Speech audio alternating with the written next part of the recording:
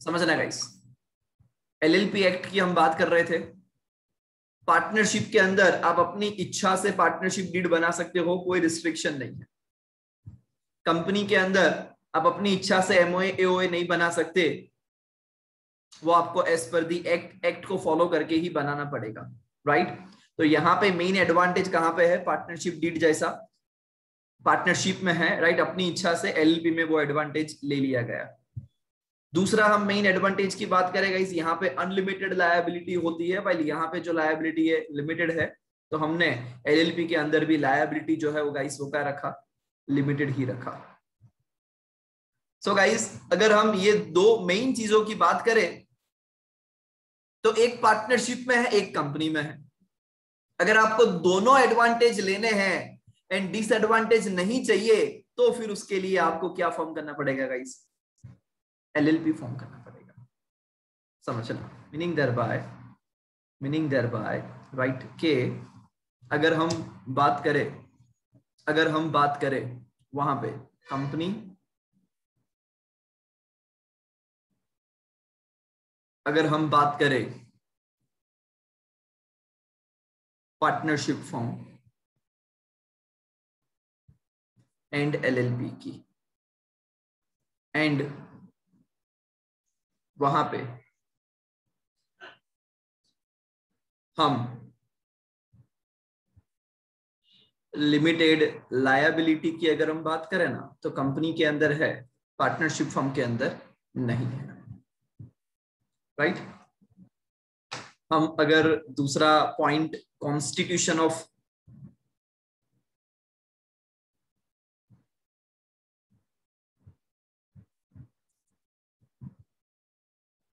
और चार्टर का मतलब क्या होता है गाइस, मेन डॉक्यूमेंट, राइट। सो यहाँ पे आपको एमओए एओए इसका मेन डॉक्यूमेंट होता है, बट ये आपको बनाना पड़ेगा एज पर एक्ट, ठीक है, एज पर एक्ट। यहाँ पे पार्टनरशिप डीड इसका मेन डॉक्यूमेंट होता है,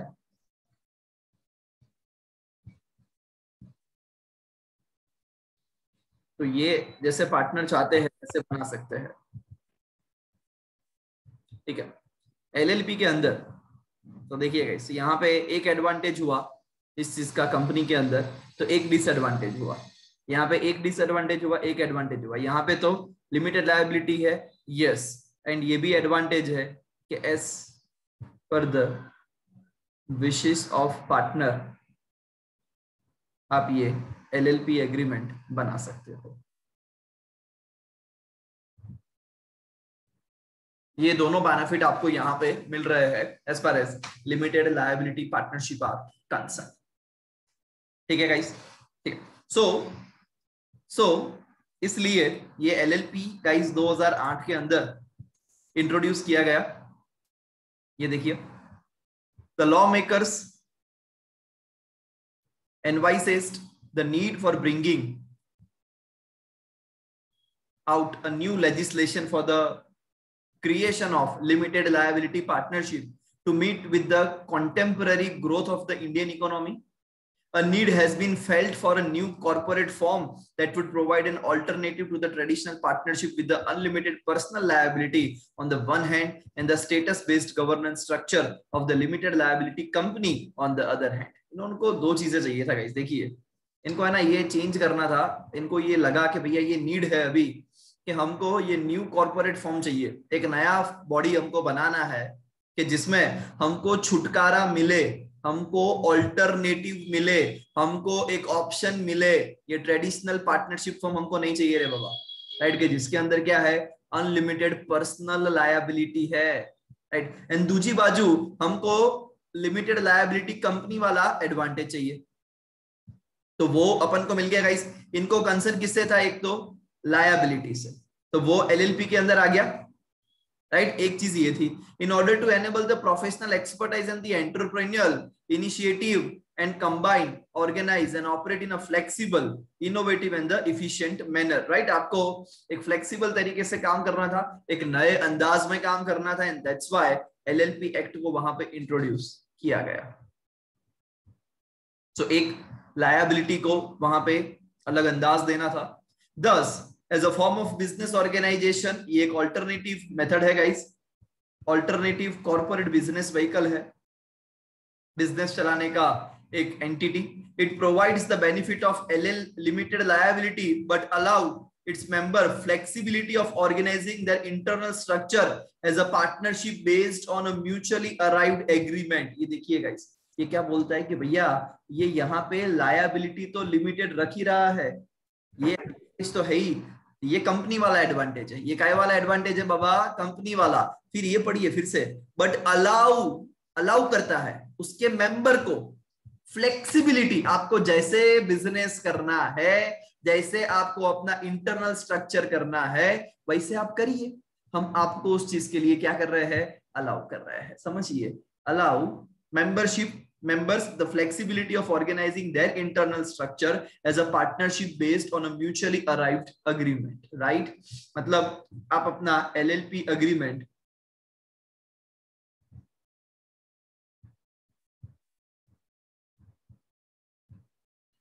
एज पर पार्टनर विशेष बना सकते हो। आप अपना इंटरनल स्ट्रक्चर जैसे तय करना चाहते हो वैसे कर सकते हो। ये दोनों एडवांटेज, ये एडवांटेज इन्होंने कैका वाला लिया, ये एडवांटेज इन्होंने लिया भैया पार्टनरशिप वाला, और ये उसने किसका एडवांटेज लिया? कंपनी वाला। दोनों चीज मिलके उन्होंने क्या बनाई? Limited liability partnership. सिंपल है। ये दो चीजें आपको कभी नहीं भूलने की, एलएलपी के अंदर ये दो फायदे जरूर होते हैं। The LLP form enable the entrepreneur, ये जो एंटरप्रेन्योर है मतलब जो बिजनेस करते हैं, बिजनेसमैन। प्रोफेशनल मतलब आप सीए, मैं सीएस और कॉस्ट अकाउंटेंट, इनको एन एंटरप्राइज को providing the service of any kind और engaged in the scientific and the technical discipline to form commercially efficient vehicles suited to their requirement। अपनी requirement के हिसाब से ये बिजनेसमैन को, प्रोफेशनल को, एंटरप्राइज को, सबको वहां पे अलाउ करता है। So owing to the flexibility in its structure and the operation, the LLP is a suitable vehicle for small enterprise and for investment by venture capital। ये एकदम बेस्ट गाइस, ये बेस्ट सूटेड व्हीकल है investment करने के लिए, right, and proper business चलाने के लिए। So yes guys, this is advantageous and useful for small business, right? Small business के लिए एकदम useful है। It is also useful for professional।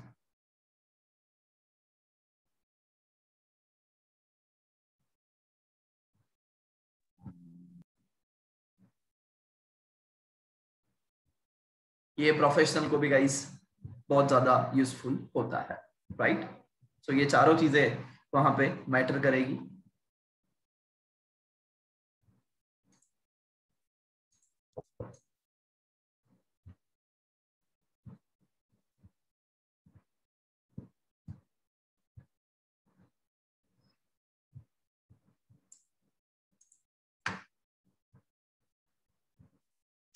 ये आ गया गाइस एलएलपी, उसका मीनिंग एंड कॉन्सेप्ट। एलएलपी एक नया बिजनेस है guys, new form of legal business entity with the limited liability. यहाँ पे जो आपका लायबिलिटी रहेगा गाइस, यहाँ पे जो आपका लायबिलिटी रहेगा वो क्या रहेगा? लिमिटेड। ठीक है। It is an alternative corporate business vehicle, not only gives the benefit of limited liability, ये सिर्फ आपको लिमिटेड लायबिलिटी का एडवांटेज नहीं दे रहा है at low compliance cost, but वो एक और चीज मैंने बता दी आपको, ये रहा, ये दो चीज का कभी मत भूलना। ये अभी 50 बार आएगी। कितनी बार आएगी एलएलपी में? 50 टाइम्स आएगा। लिमिटेड लायबिलिटी, अपने हिसाब से एलएलपी एग्रीमेंट बनाओगे। देखिए, it allows the partner the flexibility of organising their internal structure as a traditional partnership. मतलब जो पुराना पार्टनरशिप फॉर्म हुआ करता था उस हिसाब से आप अपना इंटरनल स्ट्रक्चर बना सकते हो। मतलब कि अंदर अंदर आपको जो भी टर्म्स एंड कंडीशंस डिसाइड करनी है कि सचिन टक्कर ज्यादा काम करता है या उसके पास ज्यादा एक्सपीरियंस है तो उसको 60% प्रॉफिट, दो अदर पार्टनर्स है वो कम काम करते हैं या नॉलेज कम है उनको 20% का प्रॉफिट। आपको ऐसे डिसाइड करना है, कर सकते हो। कंपनी में ऐसा नहीं कर सकते। समझना, कंपनी में आप ऐसा नहीं कर सकते, एलएलपी में डेफिनेटली आप ऐसा कर सकते हो। आप अपने हिसाब से जैसे अपना एग्रीमेंट बनाना चाहते हो वैसे आप बना सकते हो। एलएलपी के अंदर बाकी सारे गुण धर्म है जो कंपनी के अंदर हुआ करते हैं। एलएलपी सेपरेट लीगल एंटिटी है, right, while LLP itself will be liable for the full extent of its assets, liability of the partners जो रहेगा वो लिमिटेड रहेगा, राइट, ये सारे बेनिफिट्स इसको वहां पे मिलते हैं। सो गाइस, अगर आपको कोई मीनिंग पूछे कि एलएलपी का क्या मीनिंग है तो आपको क्या लिखने का, ये दो चीजें तो आंख बंद करके आपको लिख देने की, सिर्फ इतना ही नहीं, एलएलपी सेपरेट लीगल एंटिटी है वो लिखो, राइट, मेंबर्स की लायबिलिटी लिमिटेड है, अपने नाम पे असेट्स ले सकती है, किसी को सूट फाइल कर सकती है, लिखो तीन चार चीजें कंपनी लॉ वाली भी लिखो, कौन मना करता है, समझ में आ रहा है, राइट, समझना गाइस, अभी और ज्यादा ट्रिक देने वाला हूं मैं आप लोग को। LLP as a separate legal entity and business organisation, right, एक सेपरेट लीगल एंटिटी है and business organisation is an alternative corporate business form, क्या है, alternative corporate business form that gives the benefits of limited liability and flexibility of partnership. ओ फिर से तीसरी बार आया, देखना 50 बार गिनवाऊंगा गाइस, तीसरी बार आया कि भैया ये एलएलपी क्या है, सेपरेट लीगल एंटिटी है, बिजनेस ऑर्गेनाइजेशन है, ये एक ऑल्टरनेटिव बिजनेस करने का एक मेथड है। दो चीजें फिर से आई, एक तो उसकी लायबिलिटी लिमिटेड है सर, एंड पार्टनरशिप एकदम फ्लेक्सिबिलिटी, पार्टनरशिप की जैसा ये फ्लेक्सिबल है, जैसे मर्जी वैसे इंटरनल स्ट्रक्चर बनाओ, जैसे मर्जी वैसे एलएलपी एग्रीमेंट आप ड्राफ्ट कर सकते हो, एंड अपना इंटरनल रेशियो जो भी डिसाइड करना है, या आपका वर्क अलोकेशन डिसाइड करना है, या आपकी लायबिलिटी डिसाइड करनी है, या आपका स्कोप ऑफ वर्क डिसाइड करना है, whatever you want, we are flexible, ऐसा एलएलपी बोलता है। सिंस एलएलपी कंटेन्स, ये भैया देखिए एलएलपी के अंदर, एलएलपी क्या, एलएलपी कंटेन्स बोथ कॉर्पोरेट का स्ट्रक्चर भी है as well as partnership form structure भी है, इसीलिए इस एलएलपी को हाइब्रिड माना गया है, hybrid between company and partnership, समझना गाइस, एलएलपी को क्या माना गया है, हाइब्रिड। अगर आपको ऐसा क्वेश्चन आईसीएआई पूछ ले, LLP is called hybrid between company and a partnership. Explain, 5 marks. क्या लिखने का, अरे सर ये पूरा मीनिंग लिख देने का, जो भी 3 पैराग्राफ दिया ना बाबा वो लिख देने का। LLP के अंदर देखो एक चीज किसकी उठाई, पार्टनरशिप फर्म की, वो कौन सी रे बाबा, ये वाली पार्टनरशिप फर्म की चीज उठाई, एक चीज उठाई किसकी, कंपनी की, ये रही, ये दोनों चीज एक एक जगह से उठाई है, मिक्स की है, इसीलिए इसको हाइब्रिड बोला जाता है, समझना गाइस। आप लोग को मालूम हो तो, आप लोग को मालूम हो तो पहले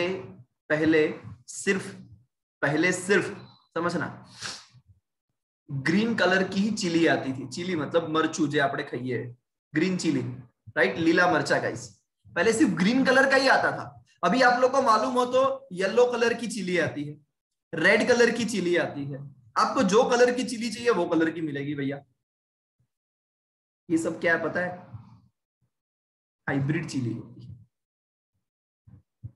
समझना, ये सब हाइब्रिड का मतलब ही ये होता है गाइस कि आप अलग अलग दो जगह से कोई चीजें इकट्ठे करके उसको इकट्ठा करते हो और उसमें से कोई नई चीज बनती है। जैसे आप लोग ने इसका नाम सुना होगा गाइस, खच्चर, खच्चर का नाम सुना होगा। ये खच्चर आपको कहां पे देखने को मिलेंगे पता है, ये आप जब केदारनाथ जाओगे, बद्रीनाथ जाओगे, उस टाइम पे उत्तराखंड पे वहां पे जाओगे ना, तो खच्चर पे बिठा के, आप लोग को मालूम हो तो केदारनाथ मूवी के अंदर वो खच्चर पे बिठा के सारा अली खान को ऊपर नीचे ले जाता था, समझना गाइस, राइट। सो वो खच्चर है। अब वो खच्चर क्या होता है, ये हाइब्रिड वर्जन है, किसका, ये हाइब्रिड वर्जन है गधे का एंड घोड़े का,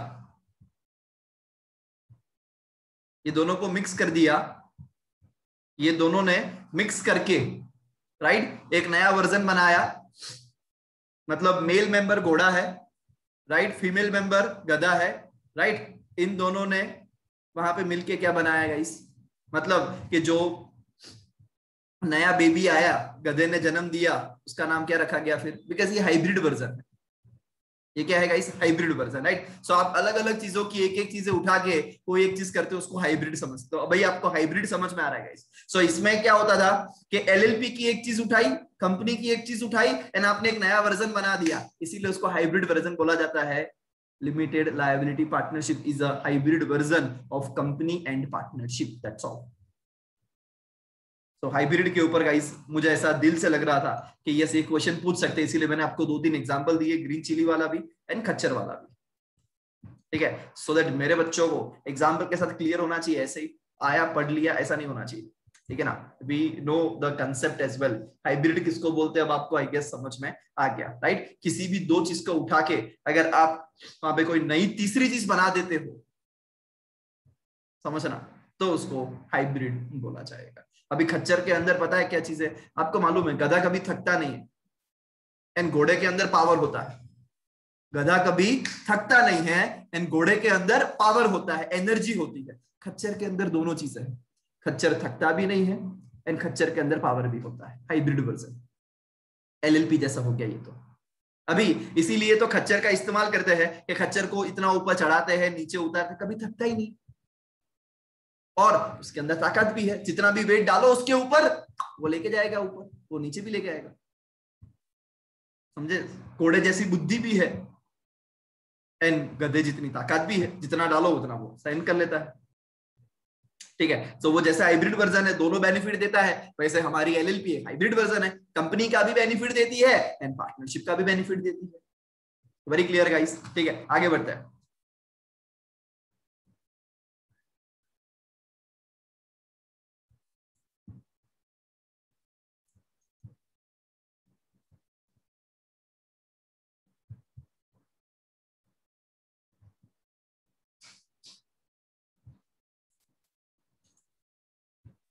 ये देखिए, ये मैंने आपको लास्ट टाइम बताए थे एलएलपी के एडवांटेजेस, है ना।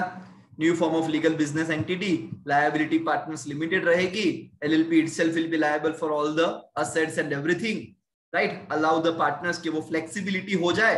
तो ये 5 चीजें गाइस आपके दिमाग में छप देनी है आपको, ये 5 चीजें आपको नहीं भूलने की, है ना। ये इसके लिए क्या याद रखोगे, लिमिटेड लायबिलिटी, ठीक है। यहाँ पे क्या याद रखोगे कि वो अपने नाम पे असेट्स ले सकती है और वो खुद लायबल है अपने असेट्स के लिए। इंटरनल स्ट्रक्चर फ्लेक्सिबल रहेगा इसके अंदर। ऑल्टरनेटिव कॉर्पोरेट बिजनेस व्हीकल है ना। सो आप लोग को ये दिमाग में आता होगा सर एलएलपी के इतने सारे बेनिफिट्स है तो लोग ज्यादा एलएलपी क्यों नहीं करते, बिकॉज जिसका ड्रीम आईपीओ लाने का है, जिसका ड्रीम पब्लिक से पैसा लेने का है, राइट, उनके लिए एलएलपी फेल है। इसीलिए एलएलपी, और अभी आया भी तो अभी अभी है, 12 साल ही हुआ है, कंपनी का इस 150 साल पुराना है कंसेप्ट, राइट, जनरली। एंड दूसरा, फॉरेन कंट्रीज में हर जगह पे, जैसे हमारे वहां पे पीवीटी एलटीडी है, प्राइवेट लिमिटेड, जैसे वहां पे पीटी लिमिटेड एंड ऑल है। सो जनरली लोगों को ऐसा लगता है कि एलएलपी मतलब it is a new version of partnership firm, और हमको तो कॉर्पोरेट, उनको अभी इतना डिटेल में नहीं मालूम है एंड यूजर्स को कि ये कॉर्पोरेट फॉर्म ही है, राइट, और उसमें इतना ही बेनिफिट्स आपको मिल सकता है या उतने ही अच्छी तरीके से आप बिजनेस कर सकते हो। तो जब तक उनके दिमाग में जाएगा नहीं तब तक वो लोग वहां पे एलएलपी को इग्नोर करते रहेंगे। ये देखिएगा, it is a body corporate LLP, right, it means a company. Body corporate का मतलब क्या होता है, as defined under the section 3 of companies act 1956, now companies act 2013। So LLP का इस रजिस्टर्ड है, यस एलएलपी रजिस्टर्ड है। LLP incorporated outside India, right, includes जो भी एलएलपी अगर आउटसाइड इंडिया भी इनकॉर्पोरेट हुई है तो वो भी बॉडी कॉर्पोरेट के अंदर आ जाएगा। कंपनी इनकॉर्पोरेट आउटसाइड इंडिया तो वो भी आ जाएगा। बॉडी कॉर्पोरेट का डेफिनेशन यहाँ पे दिया गया, समझिए। कोई भी एलएलपी अगर भारत से बाहर इनकॉर्पोरेट हुई है तो भी उसको बॉडी कॉर्पोरेट बोलेंगे, कंपनी को भी बॉडी कॉर्पोरेट बोलते हैं। एलएलपी इस एक्ट के अंदर हुई है तो उसको भी बॉडी कॉर्पोरेट बोलते हैं गाइस, राइट। ये सब कुछ बॉडी कॉर्पोरेट के एग्जांपल्स है। बट डज नॉट इंक्लूड, इसमें कोई कोई चीजें इंक्लूड नहीं हो रही है गाइस। कॉर्पोरेशन सोल, मतलब जो सोल प्रोप्राइटरशिप में बिजनेस करता है ना गाइस, वो वहां पे इंक्लूड नहीं होंगे, राइट। दूसरा, cooperative society, cooperative society guys यहाँ पे इंक्लूड नहीं होती है। एंड कोई ऐसी बॉडी कॉर्पोरेट कि जो रजिस्टर्ड नहीं है एंड सेंट्रल गवर्नमेंट ने उसको इग्नोर किया है, राइट, जो कंपनी नहीं है या एलएलपी नहीं है, तो फिर उसको भी हम इंक्लूड नहीं करेंगे गाइस। तो 3 चीजें इंक्लूड नहीं होती है बॉडी कॉर्पोरेट के अंदर, कॉर्पोरेशन, सोल मतलब sole proprietorship, cooperative society and other body corporate जो कंपनी या एलएलपी नहीं है। समझना, मैंने there are many chartered accountants, company secretary, वो लोग भी क्या करते हैं आपको तो मालूम है, एलएलपी बनाते हैं. We can do that. We cannot incorporate private limited company, but we can incorporate LLP. मैं भी मेरा बिजनेस करने के लिए अगर LLP बनाना चाहता हूँ, सचिन एडवाइजरी LLP, तो मैं डेफिनेटली बना सकता हूँ. फॉर प्रोवाइडिंग CS सर्विसेज, है ना, अकाउंटिंग सर्विसेज देना है या सिर्फ एडवाइस देना है, not being a CS but as a consultant, तो मैं प्राइवेट लिमिटेड कर सकता हूँ. बट बाकी मुझे LLP ही करना पड़ेगा, राइट, मेरी CS की सर्विसेज प्रोवाइड करने के लिए. ठीक है गाइस, सो बॉडी कॉर्पोरेट वाला डेफिनेशन हमने देखा. यस गाइस, थोड़ी बहुत चीजें मैं आपको यहाँ पे बताना चाहता हूँ कि ये जो LLP है, राइट, LLP को जैसे हम वहां पे कंपनी के अंदर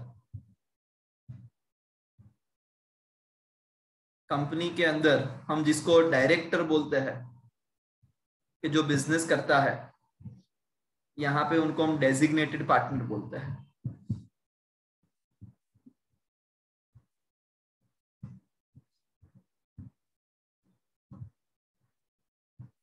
ठीक है, यहाँ पे हम जिसको शेयर होल्डर बोलते हैं कंपनी के अंदर, देखिए गाइस मेशवा अपना घर दिखा रही है सबको,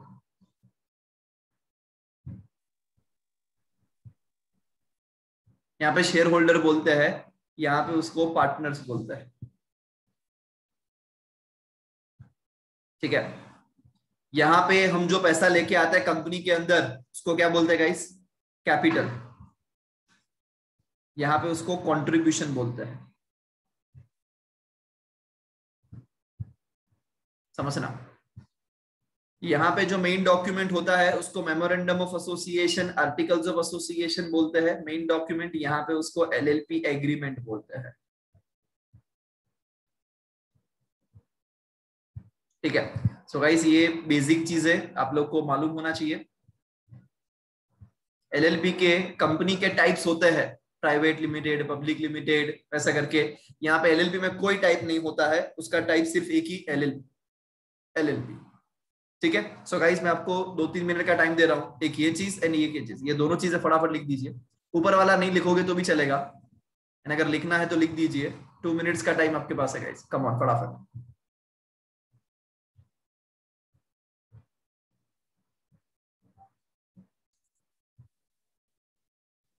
यस गाइस, डेजिग्नेटेड पार्टनर, सो वहां पे लिखिए सेम एज डायरेक्टर, राइट. इसका डेफिनेशन आपको कभी नहीं पूछेंगे, वो तो वैसे भी भैया डेफिनेशन दिया हुआ है. Partner designated as such as per section 7, ठीक है ना भैया, अभी हमको मालूम है, राइट, कि ये डायरेक्टर की तरह ही होता है. बिजनेस के अंदर यहाँ पे आप कोई भी बिजनेस कर सकते हो, trade, profession, service, occupation, so we know that. Entity का मतलब क्या होता है गाइस, कि जिसके जरिए आप बिजनेस कर पाओ. सोल प्रोप्राइटरशिप एंटिटी है, पार्टनरशिप फर्म एंटिटी है, प्राइवेट लिमिटेड एंटिटी है, पब्लिक लिमिटेड एंटिटी है, LLP एंटिटी है. तो ये बहुत सारी एंटिटी है. सर्टेन एंटिटी बॉडी कॉर्पोरेट है, बट सर्टेन बॉडी कॉर्पोरेट नहीं है रे बाबा, राइट. कोऑपरेटिव सोसाइटी एंटिटी है. ठीक है, सो यहाँ पे वही लिखा है, entity means a body corporate, any body corporate and includes for the purpose of section 18 और so and so, right, form setup, वो वहां पे इन्होंने लिख के दे दिया है. सो एंटिटी को हम याद रखने की जरूरत नहीं है. एंटिटी के अंदर बहुत कुछ आ जाता है, बॉडी कॉर्पोरेट भी होता है and other than body corporate भी वहां पे इंक्लूड हो जाता है. फाइनेंशियल ईयर, फाइनेंशियल ईयर मतलब जनरली क्या होता है गाइस, आप लोग को मालूम ही है कि फाइनेंशियल ईयर, ये समझिए, ये अच्छा डेफिनेशन है. फाइनेंशियल ईयर जनरली कहां से कहां तक होता है, 1/4 से होता है, 1 अप्रैल से शुरुआत होती है, राइट. जैसे कि ये फाइनेंशियल ईयर 1/4/21 से चालू हुआ है, तो वो कब खत्म होगा, 31 मार्च 2022 को खत्म होगा. इसको क्या बोलते हैं गाइस, फाइनेंशियल ईयर, राइट. यहाँ पे क्या लिखा है, in relation to LLP means a period from the first day of April of a year to the 31st day of March of the following year. मतलब इस साल का अप्रैल और अगले साल का मतलब 2022 का मार्च, वो आपका होता है. हाउएवर अगर आपका LLP इनकॉर्पोरेट होता है आफ्टर 30th सितंबर of a year, the financial year में एंड ऑन द 31st मार्च of the year next following that year. ओहो, मतलब यहां पे सिंपल भाषा में बोलू ना तो एलएलपी का फर्स्ट फाइनेंशियल ईयर, एलएलपी का first financial year maximum 18 months का हो सकता है।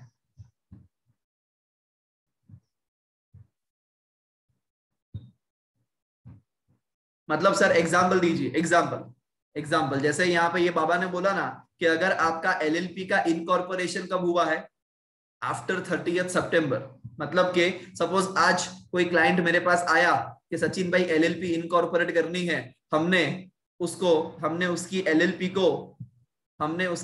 को इनकॉर्पोरेट किया। समझना कब इनकॉर्पोरेट किया, तो हमने उसकी एलएलपी इनकॉर्पोरेट की 1 अक्टूबर 2021 को। तो वैसे देखने जाए ना तो इसका फाइनेंशियल ईयर 1 अक्टूबर 2021 से लेके 31 मार्च 2022 तक का होना चाहिए। बट मैं अपने आप से पूछता हूं, क्या मैंने ये एलएलपी इनकॉर्पोरेट की, ये एलएलपी क्या 30 सितंबर के बाद हुई है? बताइएगा इस यस और no. The answer is yes, 30 सितंबर के बाद हुई है। तो 2022 की जगह पे अगर मैं इसका पहला फाइनेंशियल ईयर 2023 में खत्म करना चाहता हूं तो कर सकता हूं। पर अगर ये एक दिन पहले इनकॉर्पोरेट हुई होती 30 सितंबर को या 29 सितंबर को, राइट, तो यहां पे मैं उसके लिए भी लिखता हूं, अगर मेरा क्लाइंट आया था और 29 सितंबर को ही ये एलएलपी इनकॉर्पोरेट हो गई, तो अभी क्या मेरे पास कोई ऑप्शन है? नहीं गाइस, मेरे पास कोई ऑप्शन नहीं है। मेरा फाइनेंशियल ईयर जो होगा वो 29 सितंबर 2021 से लेके 31 मार्च 2022 को खत्म हो जाएगा। मेरे पास कोई ऑप्शन नहीं है। ये ऑप्शन तभी मिलेगा बिकॉज ये इस केस में अगर मैं ऐसा करूं ना 2023 तक लेके जाऊं तो 18 मंथ से ज्यादा हो जाएगा। क्या हो जाएगा? 18 महीने से 2 दिन ऊपर हो जाएंगे। कानून ने बोला मैक्सिमम 18 महीने तक हम आपको अलाउ करते हैं कि आपका पहला फाइनेंशियल ईयर आप वहां पे रख सकते हो, राइट। बट यहाँ पे 18 से ज्यादा हो जाएगा, यहाँ पे नहीं होगा। यहाँ पे आप कैलकुलेट करना, अगर मैं एक तारीख 1 अक्टूबर से लेके 31 मार्च 23 तक रखता हूं ना गाइस, तो एग्जैक्ट 18 महीने होते हैं, एग्जैक्ट। समझना, मेरी बात को बड़ा ध्यान से समझना गाइस, आज बहुत बोलूंगा मैं, आप लोग मेरे को रोक नहीं सकते। Example number 1, if LLP has been incorporated on 15th of October 2017, तो उसका पहला फाइनेंशियल ईयर 15 अक्टूबर 17 से, वैसे तो 31 मार्च 18 को खत्म हो जाता, समझना, बट 31 मार्च 19 तक आप उसको कर सकते हो बिकॉज अपने आपको पूछने का सितंबर के बाद हुआ है इनकॉर्पोरेशन, यस, तो चलो अभी उसके नेक्स्ट से भी नेक्स्ट वाले 31 मार्च को हम ईयर क्लोज करेंगे। ये हो गया सिंपल। तो इनकम टैक्स डिपार्टमेंट ने प्रिस्क्राइब्ड किया है uniform financial year from 1st April to 31st March of the next year. In keeping with the income tax law, the financial year for LLP should always be from 1st April to 31st March each year, right? तो वहां पे भैया आपको वैसे ही करने का कि 1st April से शुरुआत हुआ एंड 31st मार्च को खत्म हुआ।